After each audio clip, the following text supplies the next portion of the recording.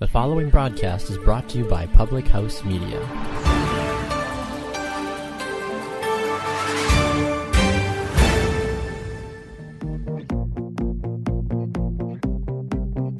You're listening to the Morning Uplift, the podcast that brings you motivation and encouragement to begin your week. I'm your host, Liz Colburn. Grab your coffee, begin getting ready for your day, and join me as we discuss what it means to find the beauty in your journey.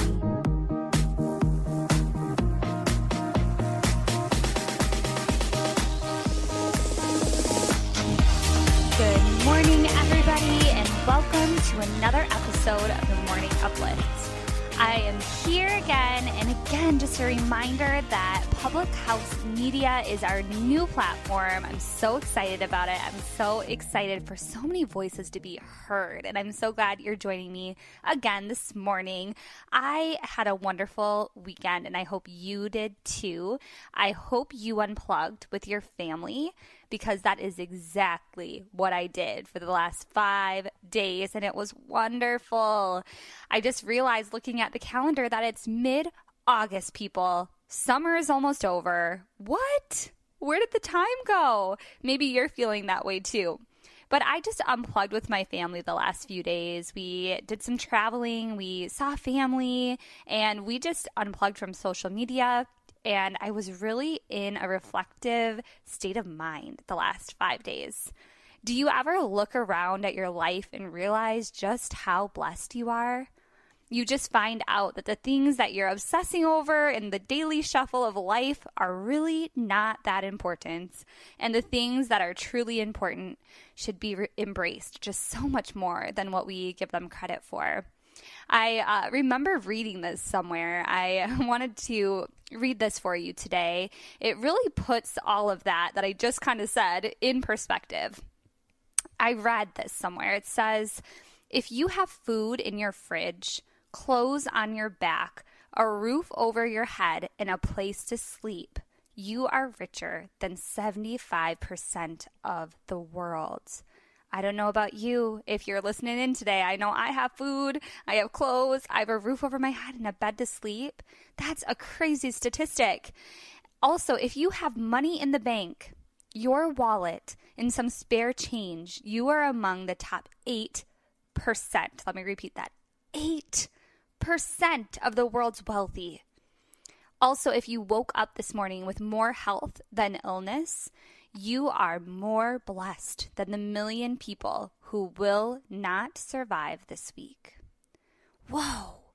I read this and I am just really blessed. Are you blessed today? Are you blessed beginning your week?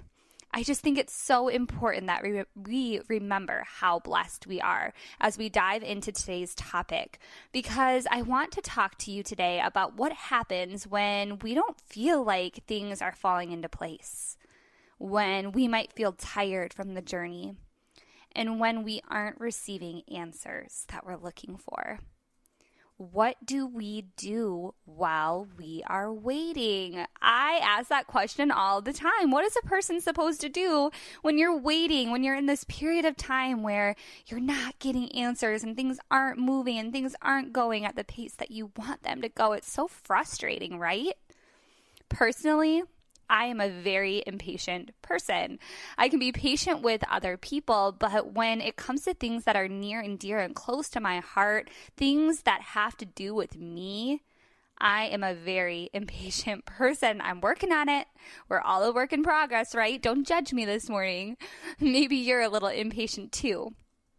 I want to fix things when there's something wrong. I'm a fixer, and I want to mend things that are broken, and I like clear answers and logic.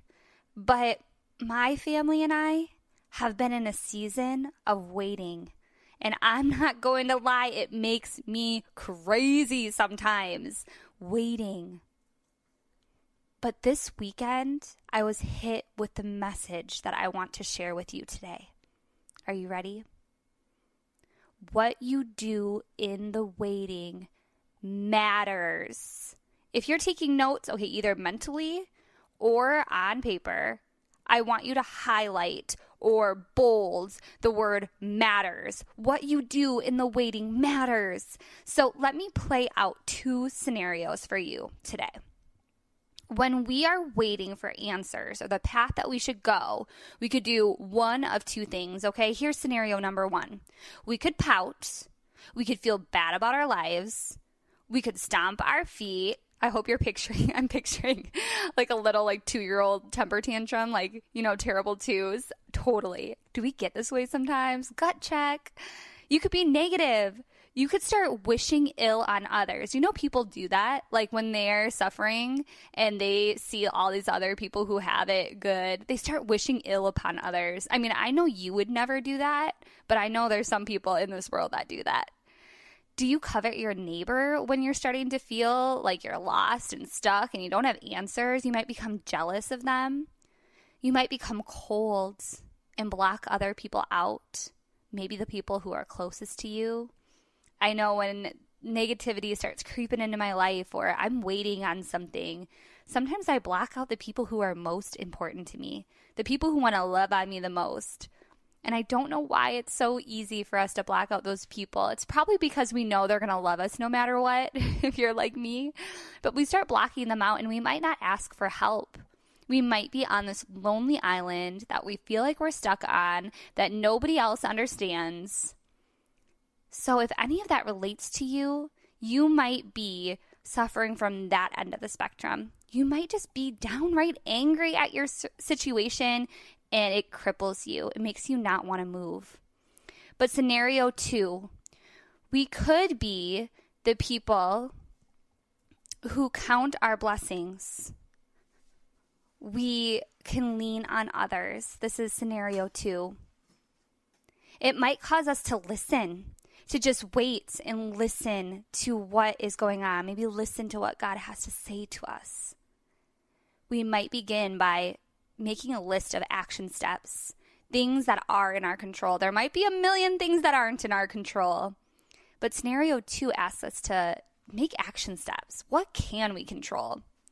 Just sitting and discerning what's going on and discerning what we're supposed to learn from it. Reflect. And here, I want you to listen to this too. This might be the hardest one of them all. To give.